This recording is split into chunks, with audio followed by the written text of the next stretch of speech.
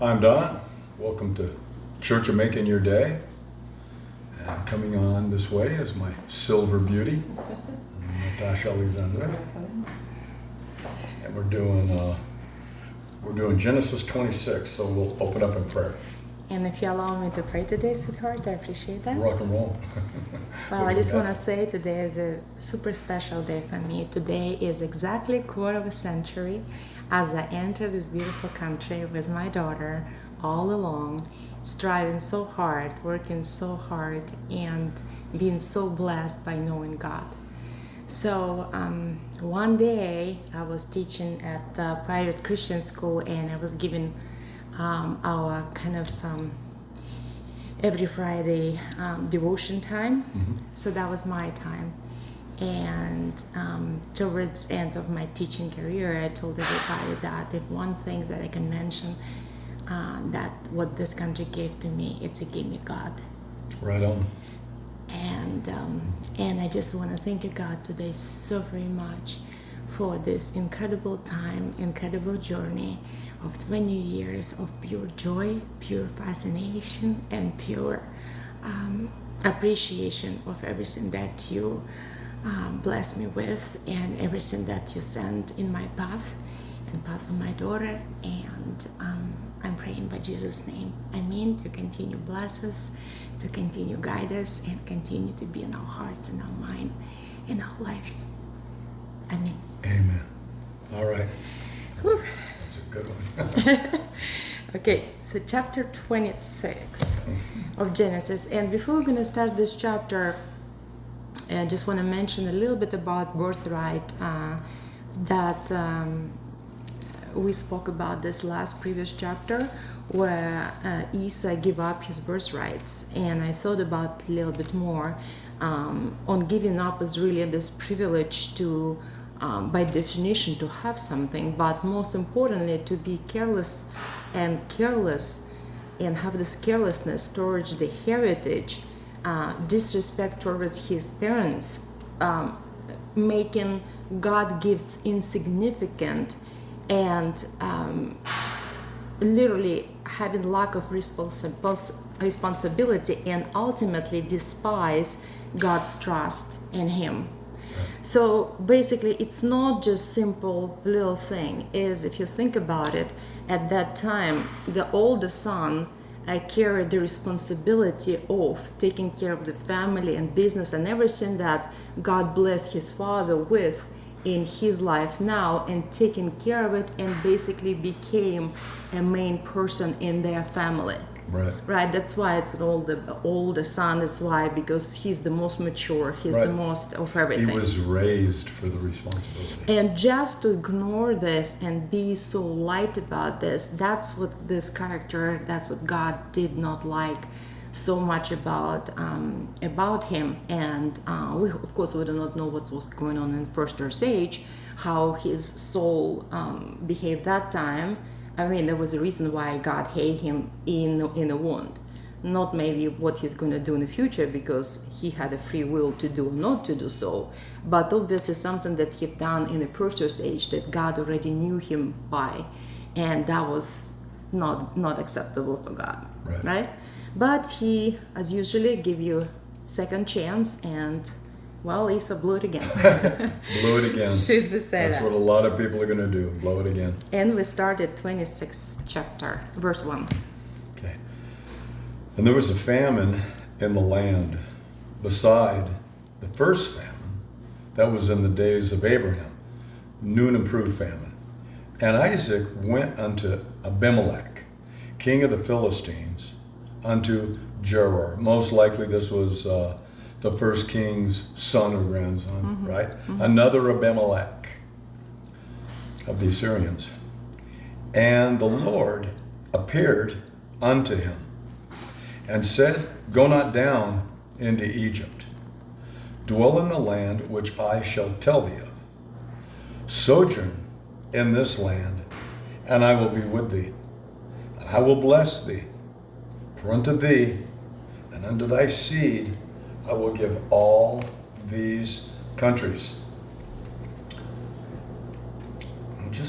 And I will perform the oath which I swore unto Abraham thy father.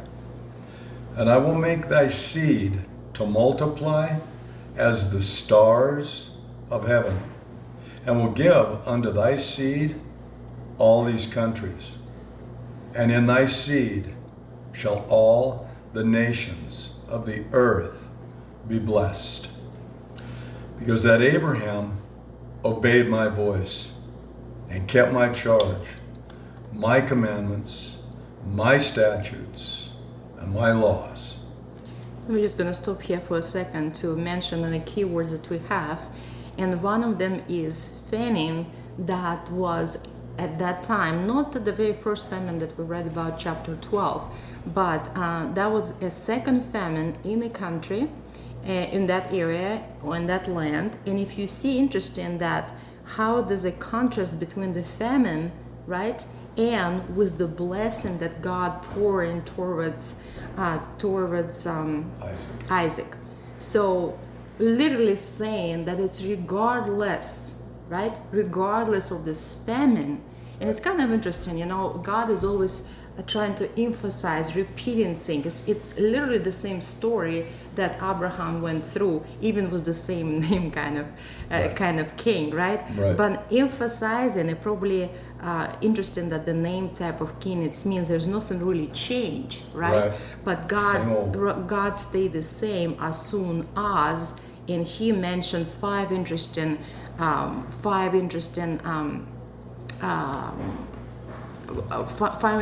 point that Abraham kept, and that obey my voice, keep my charge, keep my commandments, keep my statutes, 4, and keep my laws. 5. And 5 symbolizes what? God's grace. God's grace. God's unmerited favor to us if we obey. And it's interesting what Don just mentioned, unmerited favor, right? So it's meaning it's just there for you. So another way you would say, okay, well, let's say, for example, in this situation until now, until Christ is actually on his way, God is trying to put everything together, making sure that Satan is no longer disturbing the birth of Christ, right? To keep umbilical cord very clear and very clean for Jesus to be able to born from the woman, from flesh, right? And we just kind of celebrate as a beautiful day.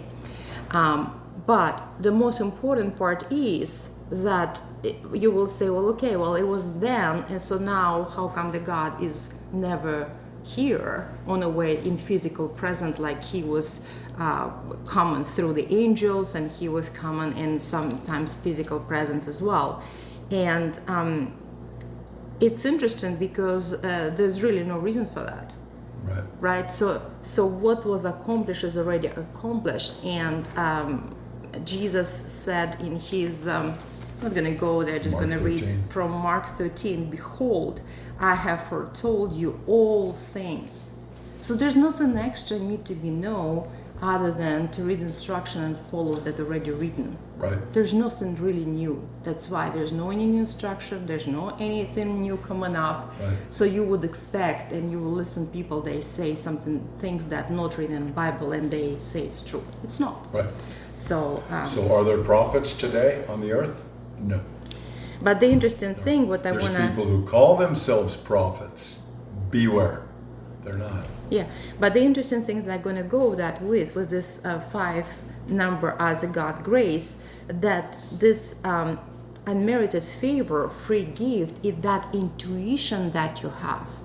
So in other way, even the God is not physically appeared to you, through his blessing, he give you intuition which way to go and what is the right way for you. So you have to listen your voice, and you have to go with it, because you know you are blessed. And whatever guidance you have from your intuition, that basically a guidance from God that you have now.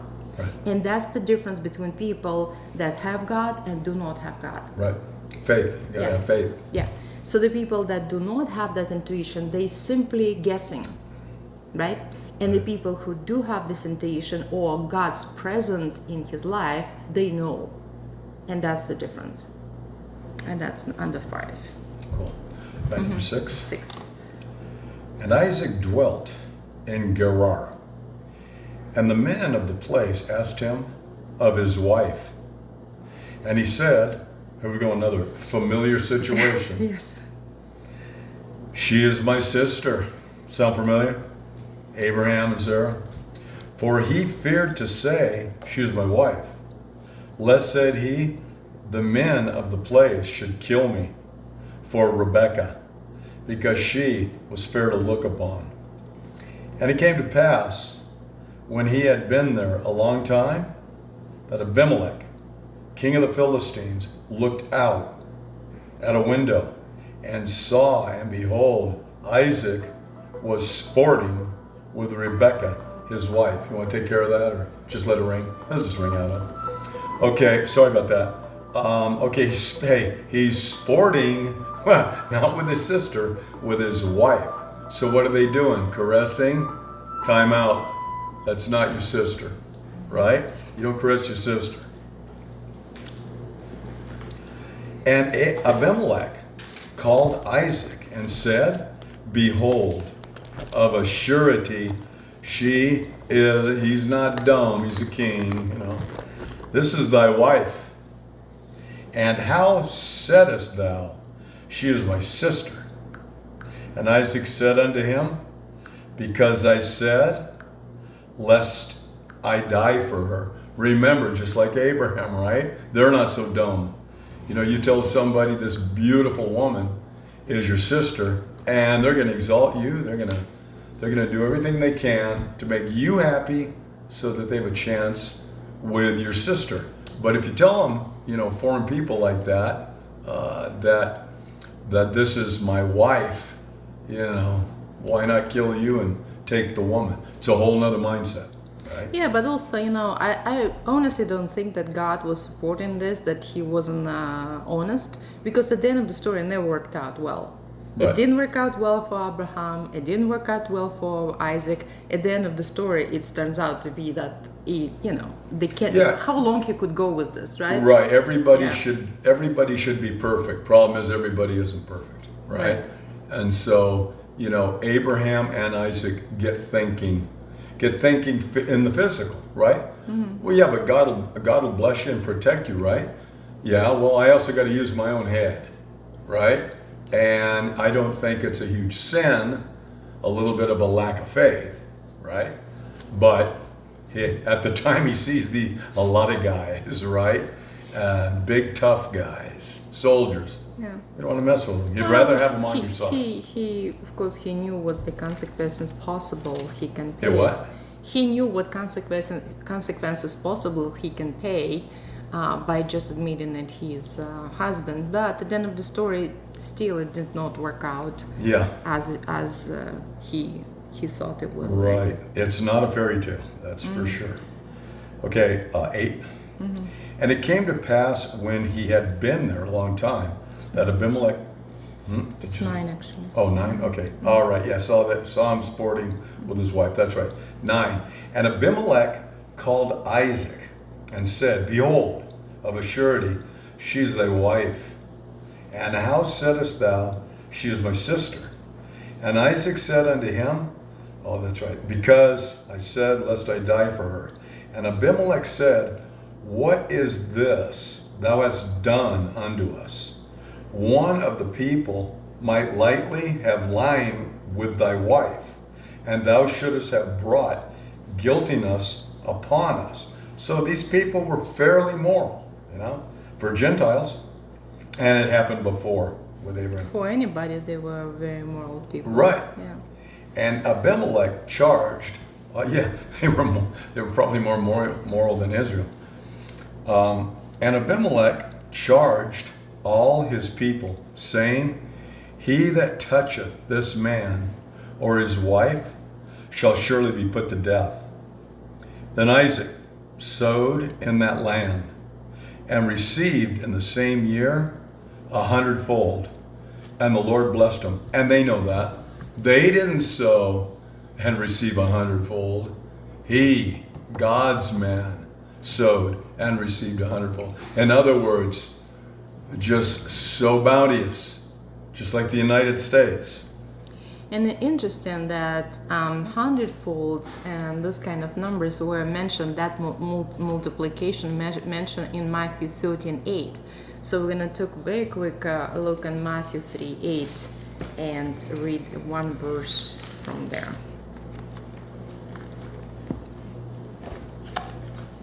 Matthew 13:8.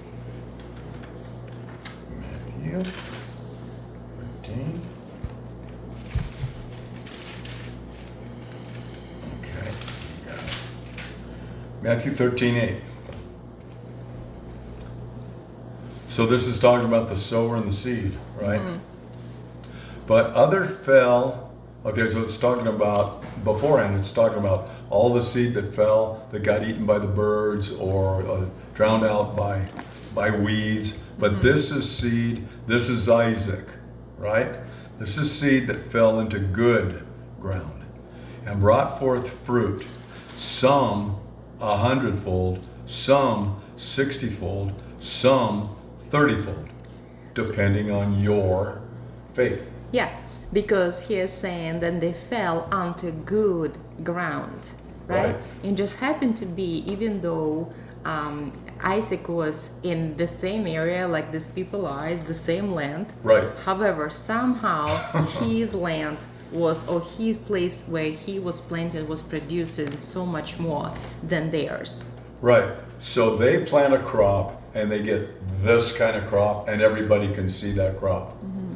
He plants a crop and he gets this kind of crop, same ground, watered it just like they did. What's going on? Not 10 times more, that'd be insane. Mm-hmm. Not 50 times more, 100 times more in his field than they had in theirs. You think they kind of woke up to the fact somebody's getting blessed here? I think so. We'll find out. And 13. And the man waxed, obviously, Isaac waxed great and went forward and grew until he became, he went from great to very great, like his father. Why? Remember the 5 reasons? And listen to my voice, kept my charge, kept my commandments, my statutes, and my laws. And right? And we're going to look right now in Psalm 112:3, seeing what God really promised for his children. Somebody believe in him. Right. Psalm what, baby? 112. Psalm 1. Okay.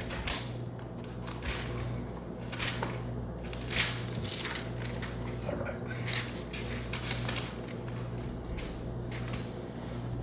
What'd you say, 112:3?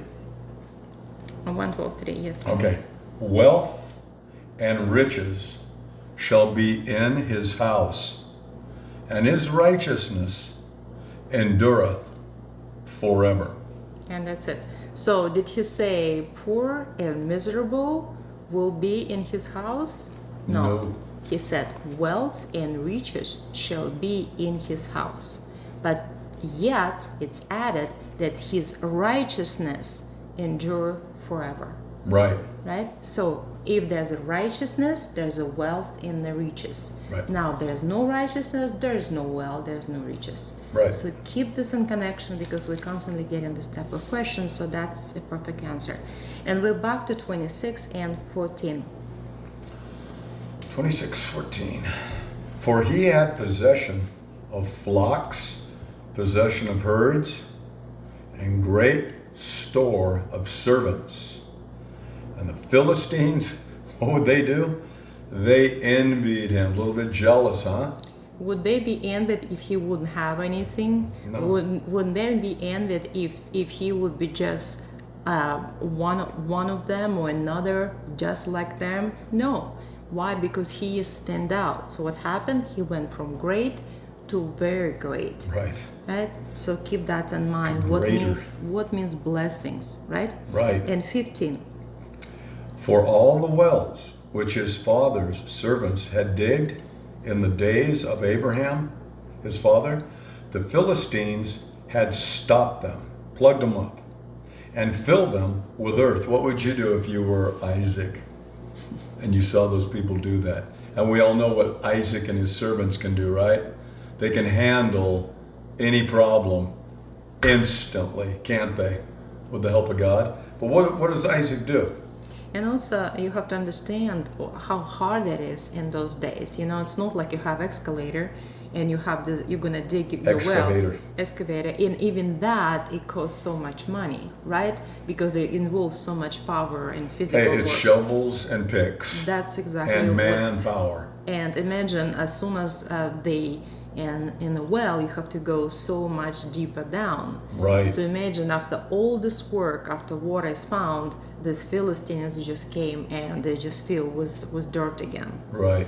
And we all know what water is. Water is life. Like all those animals, you got to water them. You like all those plants, you got to water them. Like those fruit trees, you got to water them. Do you like your own life and your people's lives? You got to water them. No water, everything's dead. Ghost town. And Throw your gold and silver in the streets. They're worth nothing without water. Very true. And 16. And Abimelech said unto Isaac, Go from us, for thou art much mightier than we. And the key word is here, mightier. Remember, from great to very great, and mightier than anybody else. And of course, the king is perfectly understood. It's just because Isaac has the same God as his father was. Right. And has. And 17. And I'm sure they've all heard stories about Abraham, right? Passed down. And this is a chip off the old block. And Isaac departed thence and pitched his tent in the valley of Gerar and dwelt there.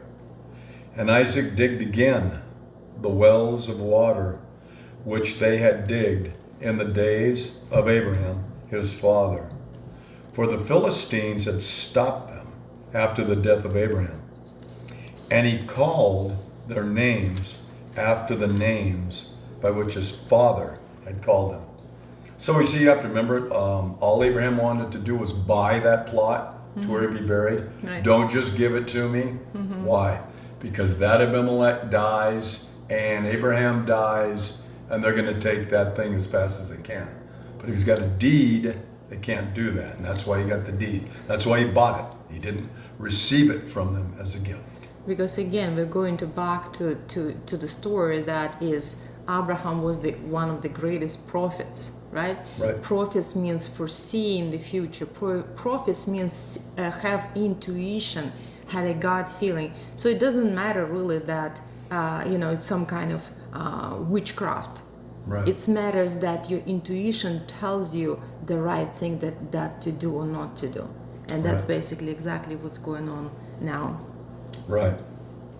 19. 19. And Isaac's servants digged in the valley and found there a well of springing water.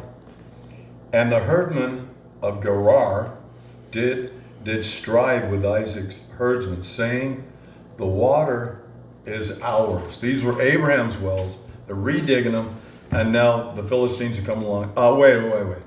Those are our wells, right? So what does Abraham do? And he called the name of that well Esek, because they strove with him. And Esek, that's what Esek means, to strive, right? It's like hated. Well, I think the next one's hated, baby. Look at strove. Oh, you're right. And they digged another well and strove for that also. Yeah. And he called him Sitnah. the name of it Sitnah. That means hated. Yeah. So we're striving and hating it. Doesn't sound good. Sounds like a war could come up. It doesn't sound right. It's Not right. It's not fair. But what does Isaac do? Patience. Tries not to get too angry, right? Sure, a lot of his men were very angry, ready to go. But he keeps the patience of his father, right? That's what Abraham did.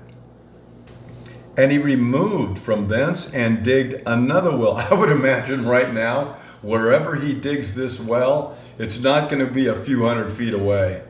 It might be miles. It's probably miles away from these guys, so they don't bother him anymore. And he removed from thence and digged another well, and for that they strove not. So he's got a break, gets a well. And he called the name of it Rehoboth. And he said, For now the Lord hath made room for us, and we shall be fruitful in the land. Finally, they're being left alone to do what? Super prosper.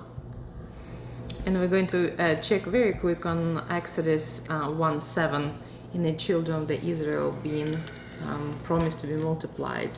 So Exodus 1:7. Turn right to it. And the children of Israel were fruitful. Okay, this is Exodus. This is with the children when Jacob brought Israel down, 70 people, his family, down to Egypt because of the famine. Well, times have changed, and we'll see what's happening. We're not going to go way into it, but. And the children of Israel were fruitful and increased abundantly, like Isaac, and multiplied and waxed exceeding mighty, and the land was filled with them.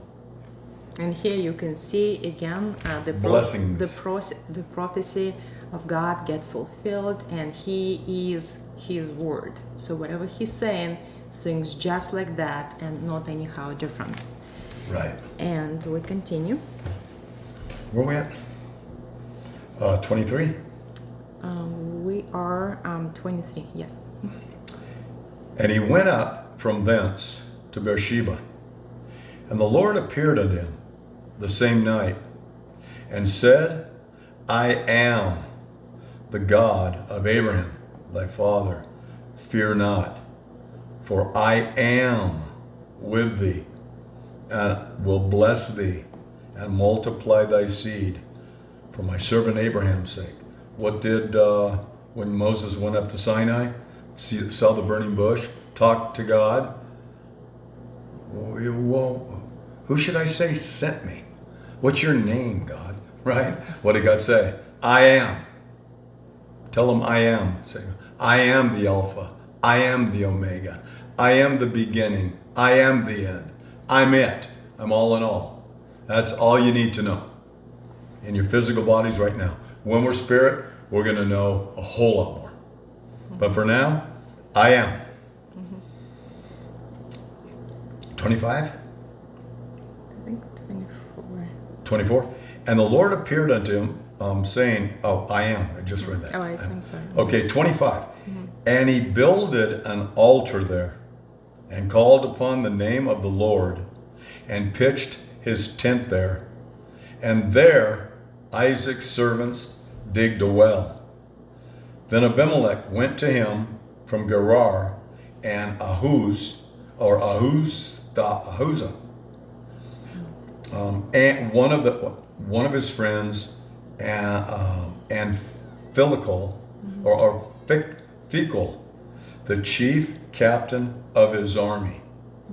And Isaac said unto them, Wherefore come ye to me, seeing ye hate me? What do you come to stuff rocks in my new well? And have sent me away. You sent me away. And they said, We saw certainly that the Lord was with thee. And we said, Let there be now an oath betwixt us, even between us and thee, and let us make a covenant with thee. They sound a little nervous and jerky, right? Like, I think they know if push came to shove, they wouldn't have a chance. That thou wilt do us no hurt. Don't attack us, as we have not touched thee, and as we have done unto thee nothing but good, except for the wells, and have sent thee away in peace. Thou art now the blessed of the Lord. They know who he is. They're heathen, they're Gentiles, but they see the acts, the wonders of God all the time, that God is blessing Isaac with. And we're going to go to Psalm 115:15, just to read a little bit more about blessings of God.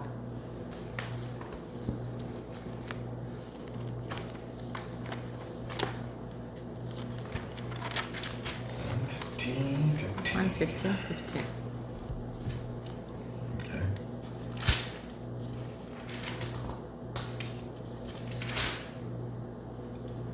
986. 115, what page? Your page 986. 1515. 15, 15. 115, 15. Okay. You're blessed of the Lord, which made heaven and the earth. And that's it. So you're blessed by whom? You're blessed by Lord, which made heaven and earth. And just think about significance of that. To be Right. blessed by that God that creates everything. Very different compared with other fake gods that do nothing, right? That do nothing. And say nothing. They have eyes they can't see. They have ears they can't hear. They have mouths they can't talk. Very true. But you can see them. And we're back to Genesis 27, verse 30. And he made them a feast, and they did eat and drink. And they rose up betimes in the morning, and swore one to another. And Isaac sent them away, and they departed from him in peace. Bottom line, let's keep the peace.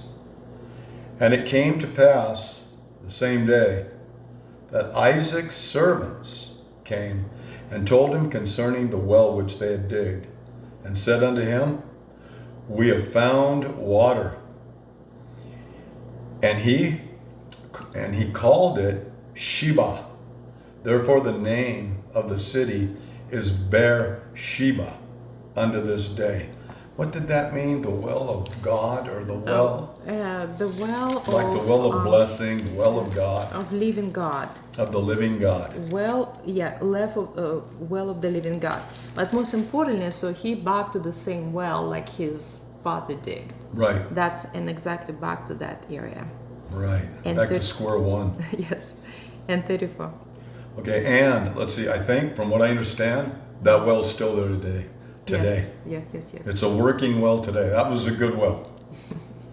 And Esau was 40 years old when he took to wife Judah, and the daughter of Beri the Hittite, Gentile, and Beersheba, the daughter of Elon the Hittite, another Gentile, which were a grief of mind unto Isaac and Rebekah. See, Isaac's getting blessed. He's got a beautiful wife, Rebekah. Everything's awesome.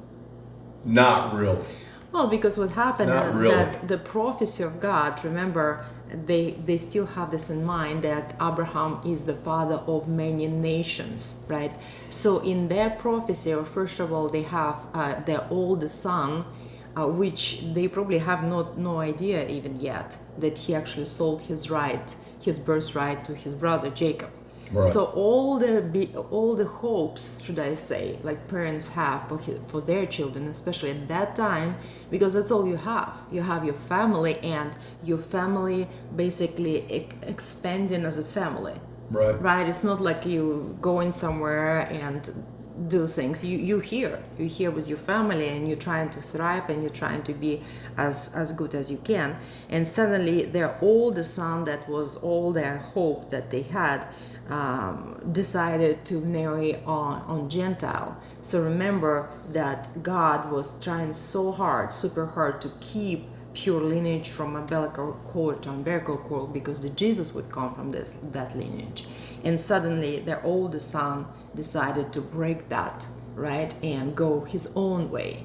Well, we know how own ways end up many times. Right. And the thing is who loved Esau? Isaac. Loved the fact that he's a man. He's a big, hairy hunter. And man, he'd get that venison, he'd shoot a deer and bring it in, and man, his father was loving it. But Rebekah was looking through spiritual eyes, Right. and saw that this guy ain't what you think he is, right? So what did she do? She promoted Jacob, right? But she couldn't have promoted Jacob, and Jacob couldn't have sold Esau that bowl, or given Esau that bowl of mush for a birthright if Esau wasn't so stupid, right? He could care less about his birthright. He could care less about God. He could care less about his blessing. He not only gave up his birthright, he gave up his blessing. Right? Should have been a little more careful. Should have done that. Then he married. What's this whole thing about Abraham? What did Abraham say? Do not let my son Isaac go down to that land of my brother, and do not get a Gentile woman. What's the first thing Esau does? Goes and gets a couple Gentile women. Why did he do that? They look good. They look good to him, right? Nothing to do with spirituality. Nothing. So idea of God, the presence of God, the guidance of God, and we probably want to read them one more time. And Abraham obeyed my voice, God's voice, right. Kept my charge, kept my commandments, my statutes, and my law. And that's why Abraham was blessed. And obviously Esau didn't do any of that. Right. Well, it's changing a positive note. Again, 25 years ago, 27th of December 1996, I landed on this beautiful land. And today is the time to celebrate. All right. So thank you so much for sharing this moment with us, being with us, and we'll see you next time on the chapter 27. Right home. Right on, right on. Let's see, 27. Yeah. All right. Till next time, take it easy.